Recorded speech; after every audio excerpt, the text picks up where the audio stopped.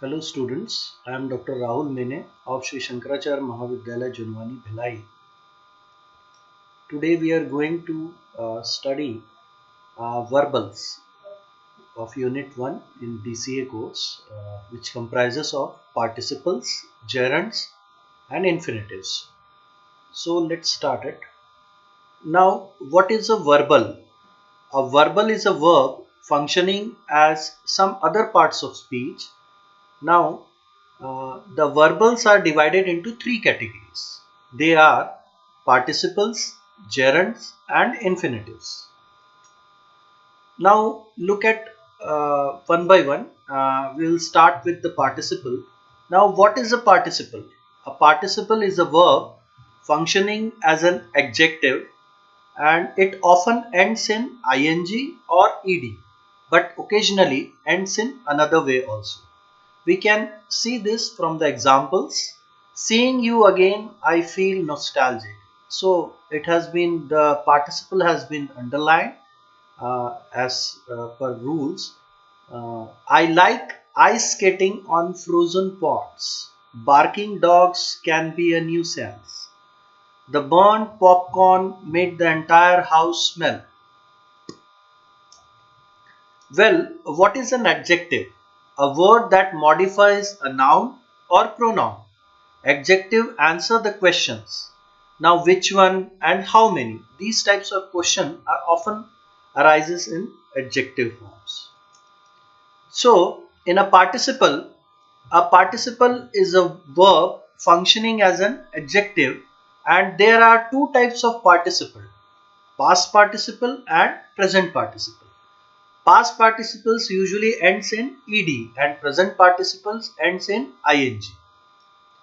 Now we have to note here, we have to be aware of the irregular verbs with n, t or en ending.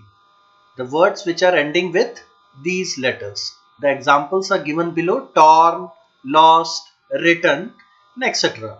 Other words also. Now we can also further understand this by an example. A raging fire destroyed the uninsured building. So what kind of fire? Raging, which is a present participle, and what kind of building? Uninsured. So it is past participle. Now we have to look at the phrases after the participle. Now what is a phrase? A group of words functioning as a single part of speech. A participle phrase is a participle with its modifiers and complements, all working as an adjective. Now examples: the fire station located nearby promptly responded to the fire. Now the underlined word is highlighted being the participial. Okay. We saw the hawk soaring effortlessly above us. Rounding third base, the runner charged towards home plate. The pitcher, losing control, has overthrown the ball. Especially pleased, the crowd cheered loudly. Now, some of the conditions in the participles, the punctuation. First, we look at the punctuation with the participles. The punctuation is the same as with prepositional phrases and appositives. Now, the second one is the introductory participles are followed by a comma, and if the participle is non-essential, then it is followed by a comma. So, now look at the second verbal, that is gerund. Now gerund can be explained as a verb functioning as a noun.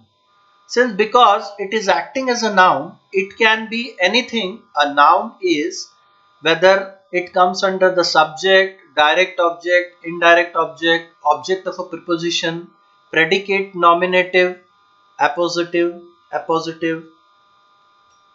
Now the examples will looks like talking loudly always attracts attention. Everyone in my house enjoys watching the World Cup. Now in the indirect object, he gave voting for class representative careful thought. Now in the category of object of a preposition, she worked 8 hours without taking a break. Now the nominative, a great thrill for her was winning the state cricket tournament. Now the appositive, Daddy's hobby, carving wooden soldiers, has taught him much about history.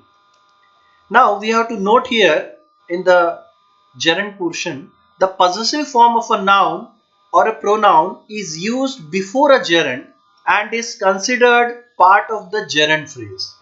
The examples, Mrs. Kohli insists on our typing our compositions. Now the last one and the third one is an infinitive. Now what is an infinitive? An infinitive is a verb form that usually begins with to. It is used as a noun, an adjective or an adverb. Now do not confuse an infinitive with a prepositional phrase.